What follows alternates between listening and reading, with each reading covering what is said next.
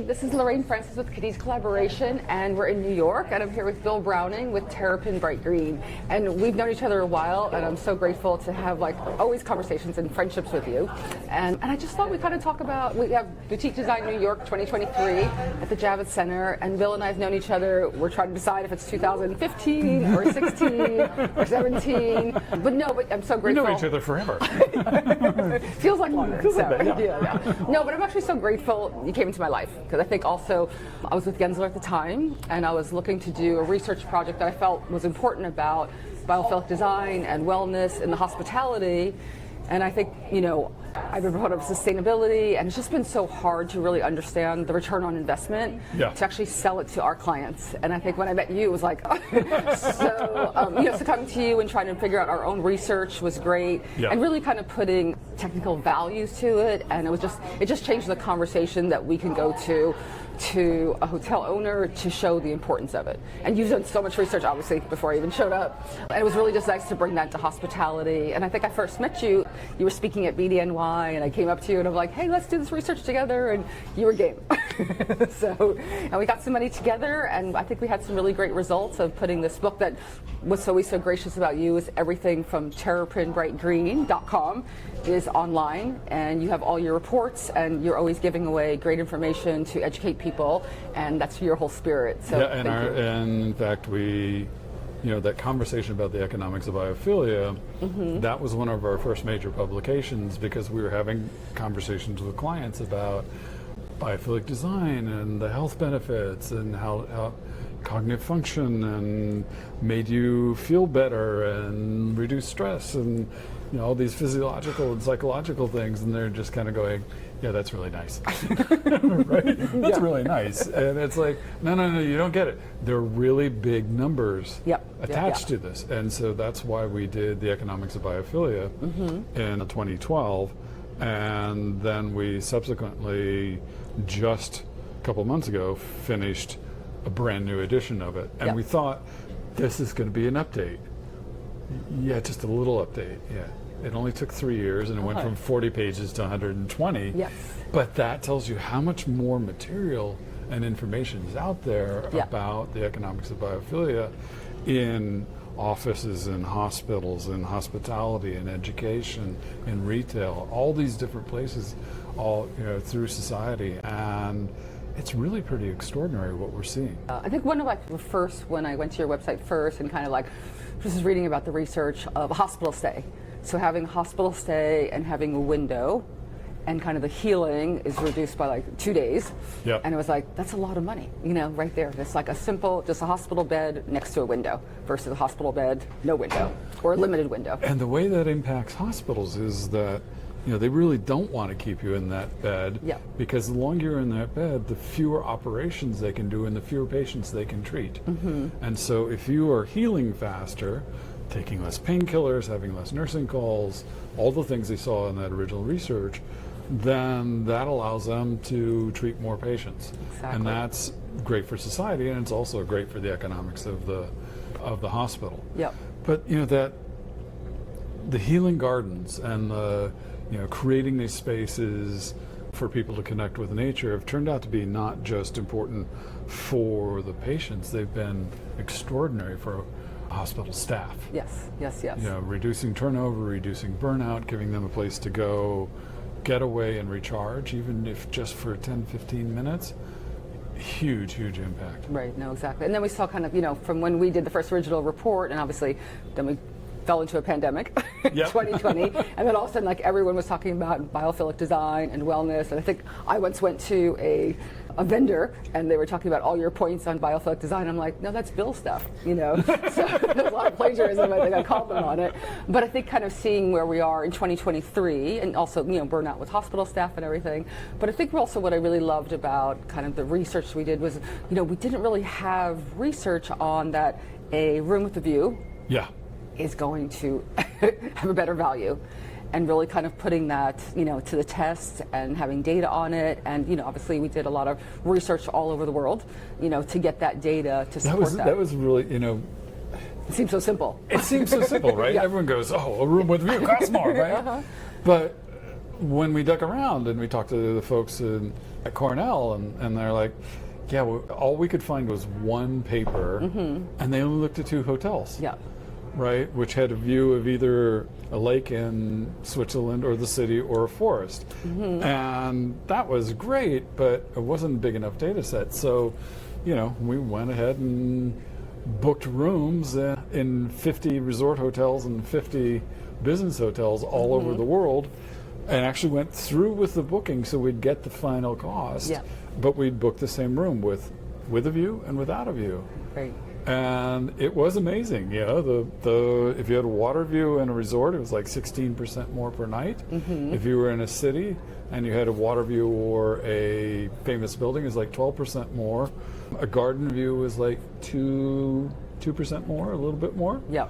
It made a difference. No, it makes a difference. And I know kind of, we just came from Austin. We just opened up a hotel there, which was really fun. So it's great to be in New York also right now. But I remember, we did a lot of research when we go to a city, we get to stay at all the different hotels and see.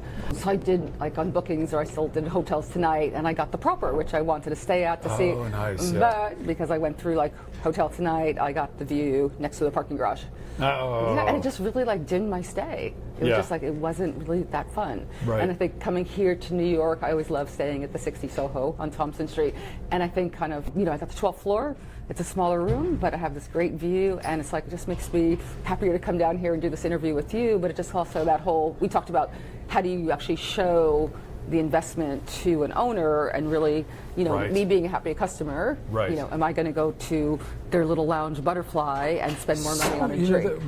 That was one of the things we also saw, in the observational study of hotel lobbies, was, we picked 6 hotels in Midtown. Yeah.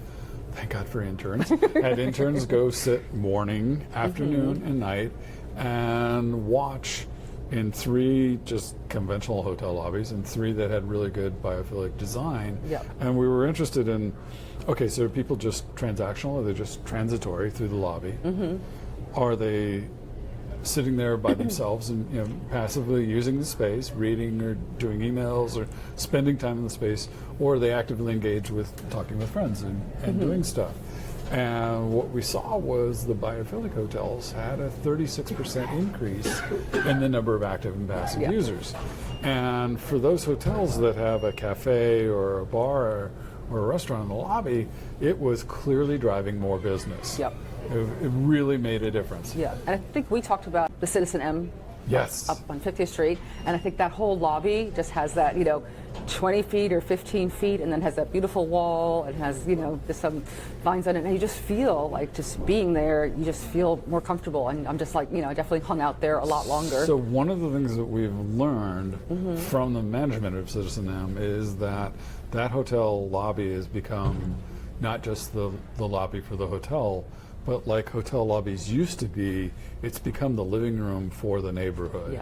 And so the people in the neighborhood come there to meet friends, to get a drink, to hang out, and so that really makes it for an even better vibe. Exactly. And when you think about it, in old traditional hotels, that was a function that hotel lobbies formed. Did. They were the living room for the community. But also, like in Citizen M, if you're staying there, you get to go to the rooftop if you're a guest. Right. So so it is that extra plus, and it is getting that skyline view to make people happier and kind of hanging out. You can bring your friends, but you can't just go up there. So that's cool.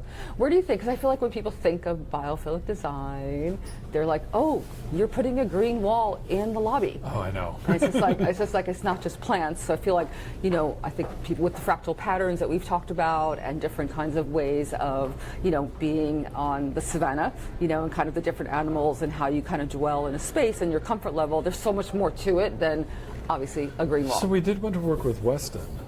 They had, without us knowing it, taken our patterns and used them to redo some of their lobbies.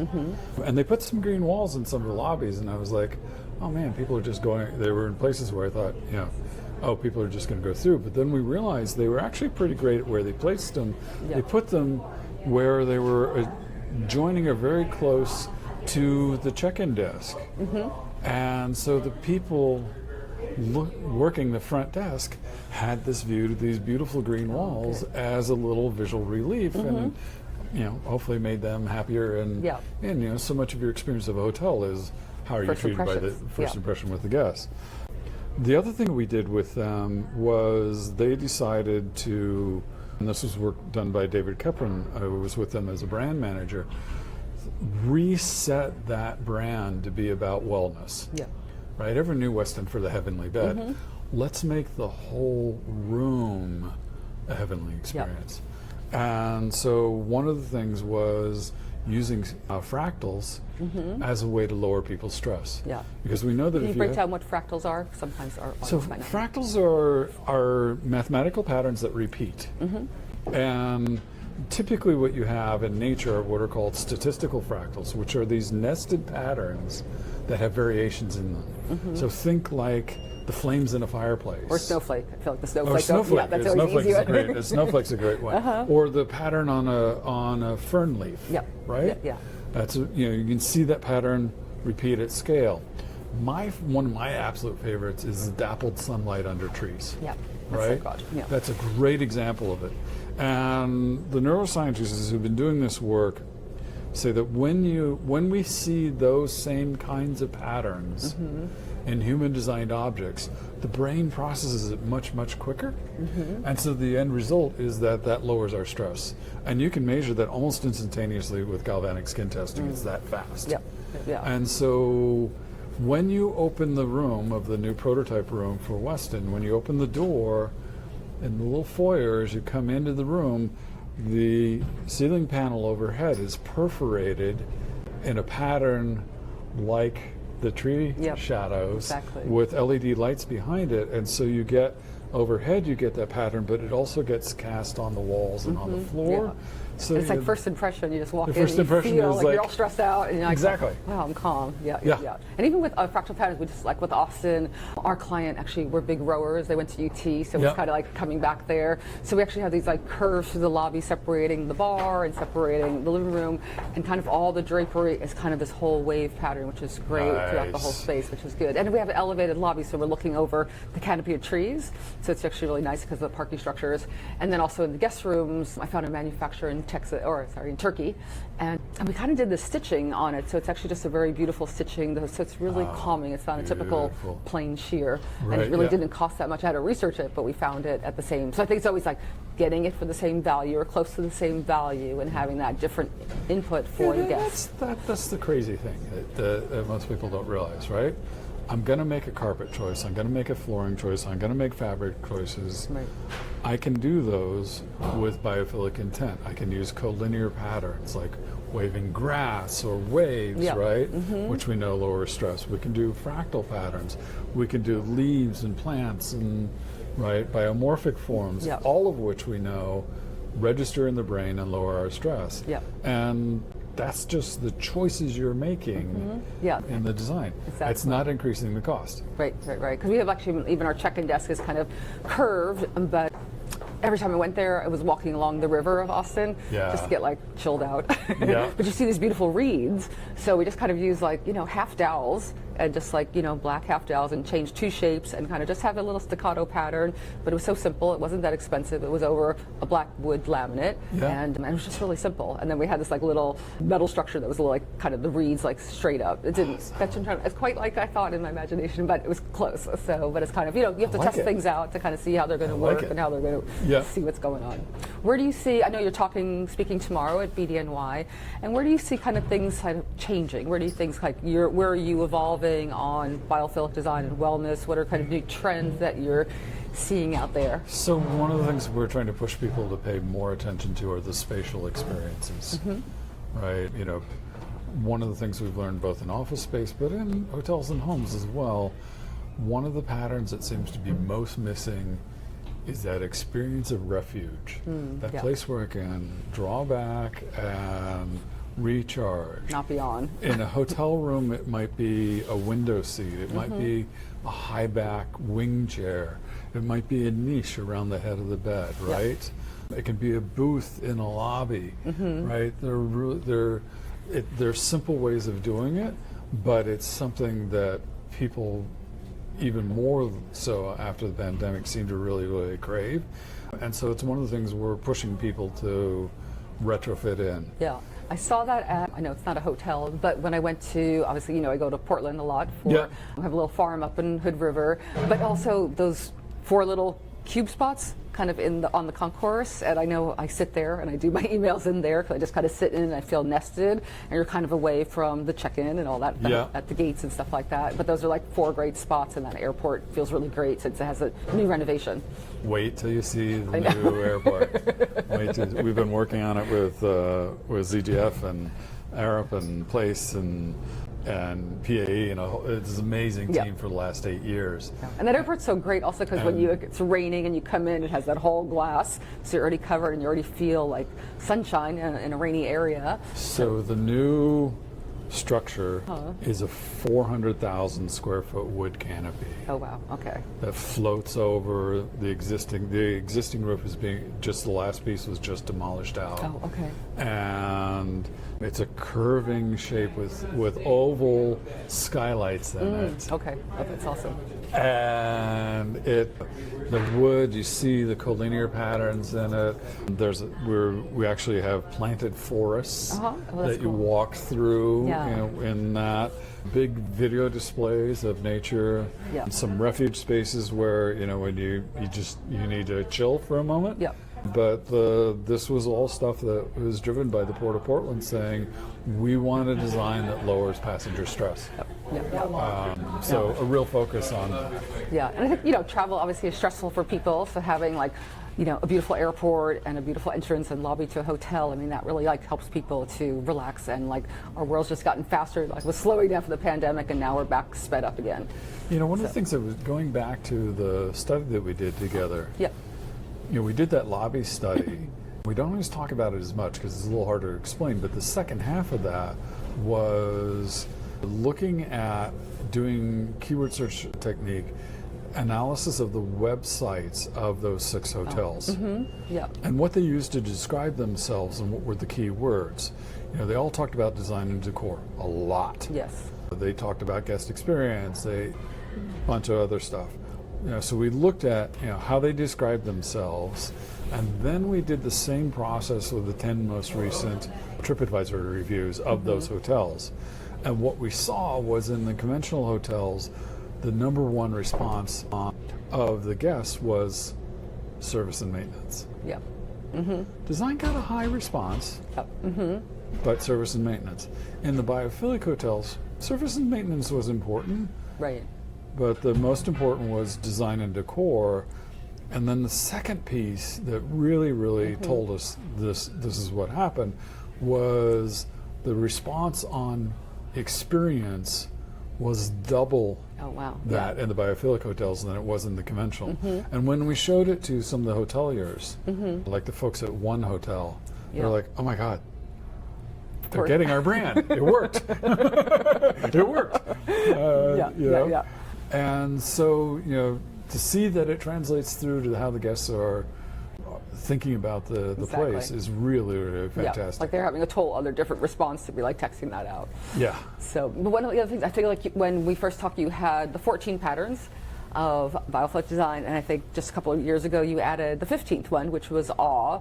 And I was just sharing with you a recent trip. I just drove from California, where I live, up to Oregon, and it's 1,000 miles by myself, and it was just it was so beautiful, and there was so much awe in my drive, and it's a long drive, so it's a day and a half, but I remember actually getting to Mount Shasta, and it was kind of cloudy all day, and all of a sudden there was this incredible rainbow that just came over it, and I have a friend who lives there, and I didn't have time to stop by, so I just I got that picture and I just texted it to her while driving, and it was just really inspirational, and there were so many magical shots that really just kind of calmed me down during a long drive to get somewhere in nature. And it was actually another good experience of that trip was I wound up sleeping out. I have a little cabin up there, and just that idea of sleeping outside for a couple of weeks off and on, and using the Pacific Northwest as my office, but sleeping outside. We have some tents out there, and it was just really, I don't know, I just came back really refreshed. And awe is really interesting. It's specifically an overloading of part of the medial prefrontal cortex. And in an intense awe experience, you literally stop, that portion of the brain's overloaded, and then you have to reset your frame of reference. And so, the Grand Canyon or cathedral or amazing piece of art or amazing piece of music can induce that. And what happens in that, because the earlier definition of awe was a fear response, particularly from the German, right? Yeah. It was the fear of God, right? That was the original awe. And then you move in the 1800s into the sublime, like the rainbow and the storm, right? And so there's a fear element, but there's also the beauty element. And then today we have awe more as the sort of beauty and overwhelming. Yeah.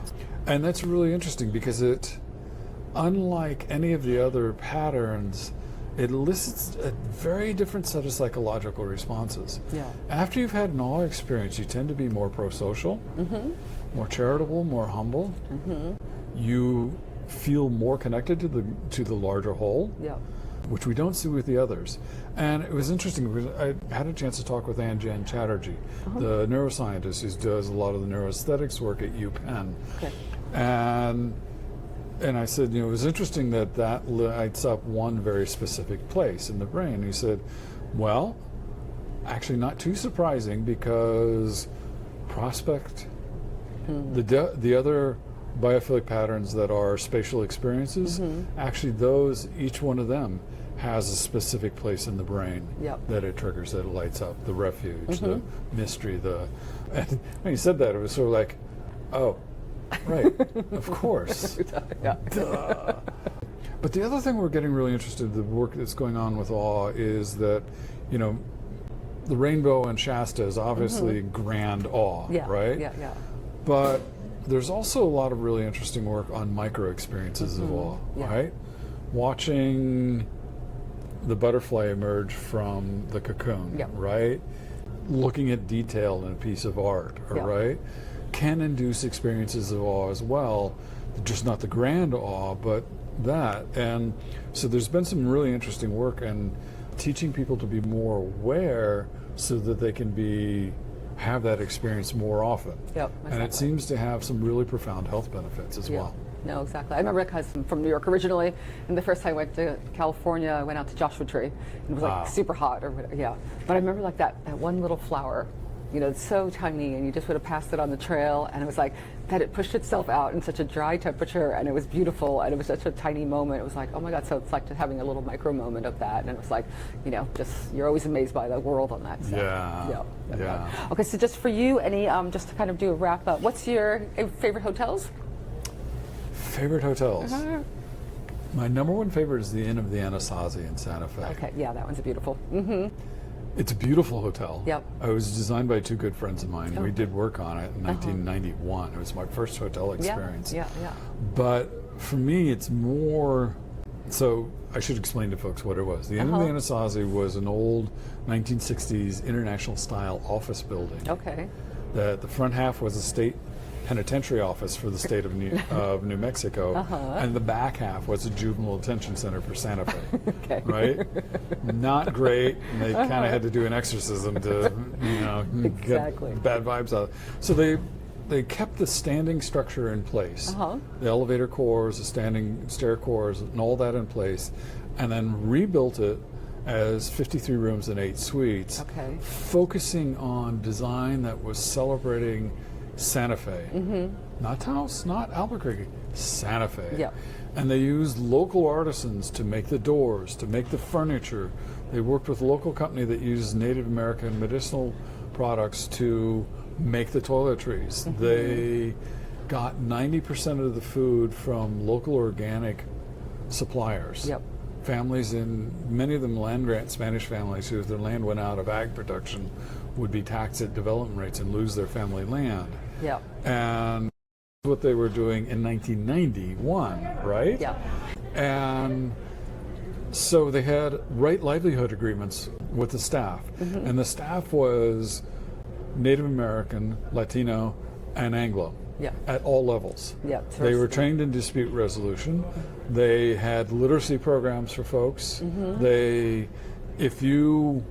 If there was a nonprofit you were passionate about in Santa Fe as a hotel staff member, you could go work 2 or 3 hours a week at that place, and the hotel would pay your salary during that time. Okay, that's great. Right? Yeah. And so what that translated to was a totally different guest experience. Yep. Right? Mm-hmm. The staff was so turned on, and it was so, and the experience was not like you had in other hotels. Mm-hmm. So when we did our first case study of them, we looked at the books. They, a normal property, if you get really lucky, you break even in year 4, right? Mm-hmm. They broke even in year 2. Wow. And in Santa Fe being a really seasonal market, they had 83% occupancy year around. Oh wow, that's great. And more than 1/3 of it was repeat guests. Yeah. Right? So that for us tells not this, beautiful design is not just the physical, but all the systems that support it. No, and really connected to the community. I know we have a mutual friend, David Leventhal, with Playa Viva. I still haven't been down there yet, but I know, he does so much with the local community and where he sources things. So, so maybe we should go down there together. That sounds great. Yeah, that Playa Viva is a fantastic example. Punta Salida is another one in Costa Rica, somewhat sort of. And so for us, we've been working for the last 4 years to raise funds to actually invest in those kinds of hotels with partners out of Bogota. And we are very close to finally having our money, and so we're very close to getting underway, and we're looking at sites in Colombia, Belize, Costa Rica, and Argentina. Yeah. No, that's great. That's exciting. Yeah. So it's always great to talk to you. I always feel like I always learn so much, and I'm always grateful to have you as a friend and to have you as a passion partner in kind of sustainability and wellness and biophilic design. So thank you for thank you. being Your design work always inspires us, and we love working with you. No, I appreciate that. Good. Thanks. You.